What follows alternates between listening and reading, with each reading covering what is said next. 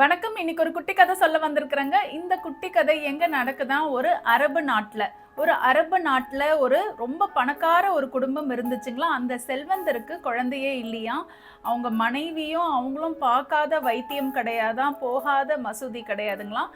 ஒரு நாள் அவங்க இறைவன் கிட்ட மனசார வேண்டிக்கிட்டாங்களாம், இந்த வருடம் எனக்கு குழந்தை பிறந்துச்சுன்னா அந்த குழந்தை பிறந்த உடனே அந்த குழந்தையுடைய மலத்தை நாங்க 2 பேருமே சாப்பிடுவோம். ஊரே அந்த தம்பதியை தப்பா பேச ஆரம்பிச்சிருச்சுங்களாம். அந்த தம்பதியினர் மனசு வருந்தி அல்லாஹ் கிட்ட வேண்டிக்கிட்டாங்களாம். என்ன வேண்டிக்கிட்டாங்கன்னா, இந்த வருடம் எங்களுக்கு குழந்தை பிறந்துடுச்சுன்னா கட்டாயம் அந்த குழந்தையுடைய மலத்தை நாங்க 2 பேரு ஒரு வாட்டி சாப்பிடுவோம் அப்படின்னு வேண்டிக்கிட்டாங்களாம். சொல்லி வச்ச மாதிரி அல்லாஹ்வுடைய கிருபையில இந்த தம்பதியருக்கு குழந்தை பிறந்ததுங்களா. ஆண் குழந்தைங்களா. அது இந்த குழந்தைய சீரும் சிறப்பமா வளர்க்க ஆரம்பிச்சாங்களாம். அந்த குழந்தை வளர்ற நேரத்துல அவங்க வேண்டிக்கிட்டதை அவங்க மறந்துட்டாங்களாம். இந்த குழந்தை வளர்ந்து இளைஞனா ஆச்சுங்களாம். அப்ப அந்த இளைஞனுக்கு ரொம்ப ஒரு கொடுமையான ஒரு நோய் வந்துச்சாம். இந்த தம்பதியினர் எவ்வளோ மருத்துவரை பார்த்தாங்களாம். ஆனா அவங்களால இந்த பையனை காப்பாற்ற முடியாதுன்னு சொல்லிட்டாங்களாம்.